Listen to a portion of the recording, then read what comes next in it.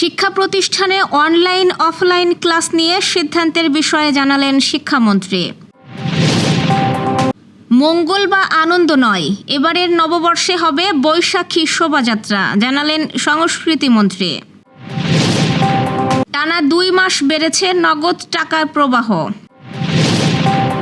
সরকার দাম বাড়ানোর পরও অতিরিক্ত মূল্যে গ্যাস কিনতে বাধ্য হওয়ায় ক্ষুব্ধ ক্রেতারা। বিসিবি নির্বাচন নিয়ে তদন্ত প্রতিবেদন জমা, ডাকে সাড়া দেননি আসিফ মাহমুদ। ওয়ানডে বিশ্বকাপের আসরে কোয়ালিফাই নয়, শিরোপা জয় নিয়ে চিন্তিত বাংলাদেশ। ইরানের হামলায় কুয়েতের বিদ্যুৎ ও পানি শোধনাগার কেন্দ্রের ব্যাপক ক্ষতি। দর্শক, শুনছিলেন দিনের খবরের প্রধান প্রধান শিরোনাম, এবার বিস্তারিত। তার আগে আমাদের ইউটিউব চ্যানেল সাবস্ক্রাইব করুন এবং সব খবর পেতে ফেসবুক পেজ ফলো করে রাখার পাশাপাশি ওয়েবসাইট ভিজিট করুন।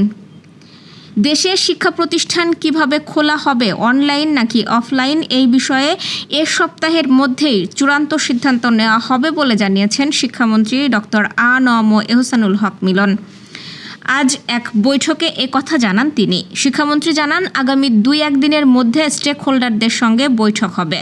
এরপর বৃহস্পতিবার মন্ত্রিসভা বৈঠকে বিষয়টি চূড়ান্তভাবে অনুমোদন হবে। মধ্যপ্রাচ্যে যুদ্ধ পরিস্থিতির কারণে সৃষ্ট বৈশ্বিক জ্বালানি সংকটের প্রেক্ষাপটে শিক্ষা প্রতিষ্ঠানের বিষয়ে শিক্ষা মন্ত্রণালয় আলাদা নির্দেশনা দেওয়ার কথা ছিল আজ। গত বৃহস্পতিবার রাতে মন্ত্রিসভার বৈঠকের পর ব্রিফিংয়ে এমনই তথ্য জানিয়েছিলেন মন্ত্রিপরিষদের সচিব নাসিমুল গনি।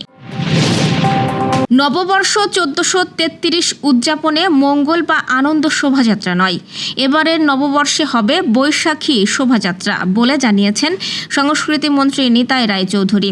আজ পহেলা বৈশাখের বিভিন্ন কর্মসূচি নিয়ে এক ব্রিফিংয়ে কথা জানান তিনি। এর আগেও গত মঙ্গলবার সচিবালয়ে এক ব্রিফিংয়ে তিনি বলেন, আগামী পহেলা বৈশাখে বহুল প্রতীক্ষিত মঙ্গল শোভাযাত্রা আগের নামেই আয়োজন করা হবে। সংস্কৃতিমন্ত্রী বলেছিলেন, চারুকলার মঙ্গল শোভাযাত্রা এবং আনন্দ শোভাযাত্রার মধ্যে কোনো পার্থক্য নেই। পহেলা বৈশাখ সব শ্রেণী পেশার মানুষের অংশগ্রহণে একটি আনন্দের দিন। এদিন সংস্কৃতিমন্ত্রী নিতাই রায়চৌধুরী বলেন, শোভাযাত্রার নাম নিয়ে বিতর্ক হয়েছে, যার প্রয়োজন ছিল না। তাই এবার এই 2 নামের কোনোটাই থাকবে না, কারণ উৎসব নামের মধ্যে সীমাবদ্ধ নয়, এটার আনন্দ হয় উদযাপনের মধ্য দিয়ে, মন্তব্য সংস্কৃতিমন্ত্রীর। বৈশাখের এই আনন্দ উৎসবে যাতে সবাই স্বতঃস্ফূর্তভাবে অংশ নিতে পারে, সেজন্যই সব ধরনের ব্যবস্থা নিয়েছে আইনশৃঙ্খলা বাহিনী। পহেলা বৈশাখ ঘিরে কোনো ধরনের নিরাপত্তার ঝুঁকি নেই বলেও জানান নিতাই রায়।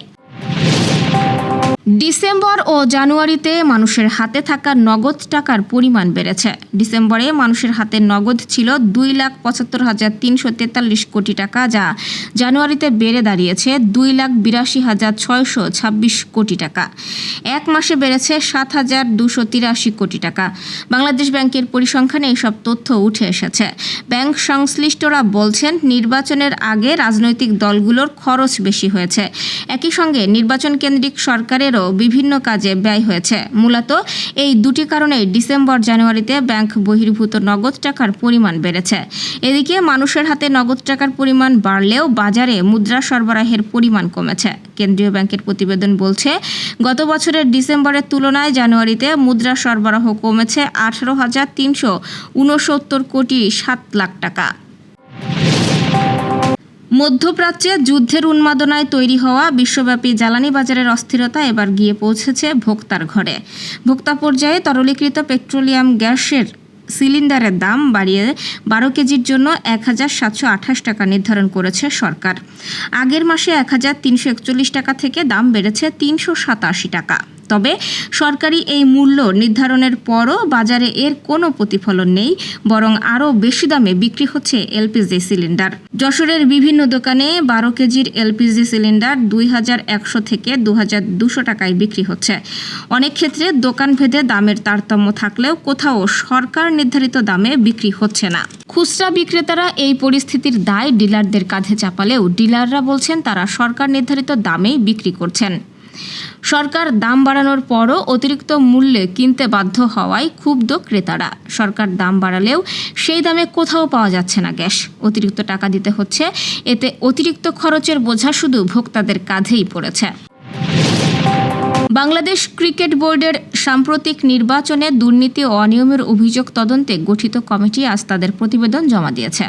নির্ধারিত সময়ের আগেই জাতীয় ক্রীড়া পরিষদের পরিচালক মোহাম্মদ আমিনুল এহসানের কাছে এই তদন্ত প্রতিবেদন হস্তান্তর করা হয়। তদন্ত কমিটির প্রধান AKM আসাদুজ্জামান সাংবাদিকদের বলেন, তারা নিরপেক্ষভাবে তদন্ত সম্পন্ন করেছেন। প্রতিবেদনে কাউকে অভিযুক্ত করা হয়নি। গত 11 মার্চ জাতীয় ক্রীড়া পরিষদ একজন সাবেক বিচারপতিকে প্রধান করে 5 সদস্যের এই তদন্ত কমিটি গঠন করে। কমিটিকে 15 কার্যদিবসের মধ্যে প্রতিবেদন জমা দেওয়ার নির্দেশ দেওয়া হয়েছিল। কমিটি নির্ধারিত সময়সীমার আগেই আজ রিপোর্ট জমা দিল। তদন্তের সময় বিসিবির বেশ কয়েকজন পরিচালক কমিটির সামনে সাক্ষ্য দিয়েছেন। এর মধ্যে সহ সভাপতি ফারুক আহমেদ ও সভাপতি আমিনুল ইসলাম বুলবুল উল্লেখযোগ্য। বিসিবির প্রধান নির্বাহী কর্মকর্তাও তদন্ত কমিটির কাছে হাজির হয়েছিলেন। তবে তৎকালীন ক্রীড়া উপদেষ্টা আসিফ মাহমুদ ভূঁইয়াকে ডাকা হলেও তিনি উপস্থিত হননি। গত অক্টোবরে অনুষ্ঠিত বিসিবি পরিচালক পর্ষদ নির্বাচনের স্বচ্ছতা নিয়ে বিভিন্ন মহলে সন্দেহ ও প্রশ্ন উঠেছিল।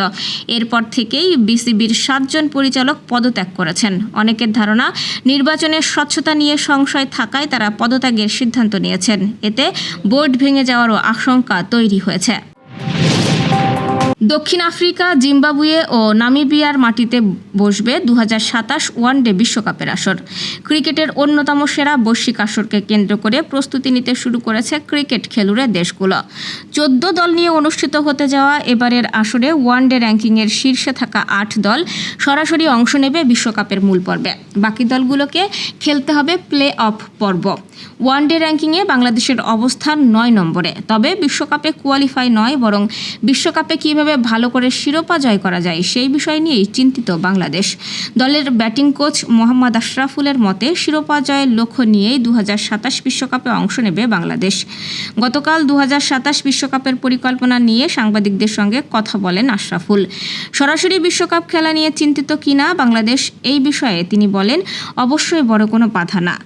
হেড কোচ ইতোমধ্যেই পাকিস্তান সিরিজের আগে প্রেসে বলেছেন তিনি একদমই চিন্তিত না কোয়ালিফাই নিয়ে। আমাদের চিন্তা 2027 বিশ্বকাপ নিয়ে, কিভাবে ICC ইভেন্টে সেরা ক্রিকেট খেলতে পারি, ট্রফি জিততে পারি। আমরা কোয়ালিফাই নিয়ে চিন্তা করছি না। কুয়েতের 2টি গুরুত্বপূর্ণ বিদ্যুৎ উৎপাদন কেন্দ্র ও লোনা পানি সংশোধনাগারে ড্রোন হামলা চালিয়েছে ইরান। আজ কুয়েতের বিদ্যুৎ, পানি ও নবায়নযোগ্য জ্বালানি মন্ত্রণালয় এক বিবৃতিতে এই তথ্য নিশ্চিত করেছে। সামাজিক যোগাযোগ মাধ্যম এক্সে দেওয়া ওই বিবৃতিতে জানানো হয়, এই হামলায় স্থাপনাগুলোর ব্যাপক ক্ষয়ক্ষতি হয়েছে এবং 2টি বিদ্যুৎ উৎপাদন ইউনিট পুরোপুরি বন্ধ হয়ে গেছে। তবে সৌভাগ্যবশত এই ঘটনায় কোনো হতাহতের খবর পাওয়া যায়নি। কুয়েতি মন্ত্রণালয় জানিয়েছে, হামলার পরপরই কারিগরি দলগুলো নিরবিচ্ছিন্ন পরিষেবা নিশ্চিত করতে দিনরাত কাজ করে যাচ্ছে। দ্রুততম সময়ের মধ্যে উৎপাদন ইউনিটগুলো পুনরায় সচল করার চেষ্টা চলছে। পারস্য উপসাগরীয় অঞ্চলে ক্রমবর্ধমান উত্তেজনার মধ্যে এই হামলা কুয়েতের জ্বালানি ও পানি নিরাপত্তার ওপর বড় ধরনের আঘাত।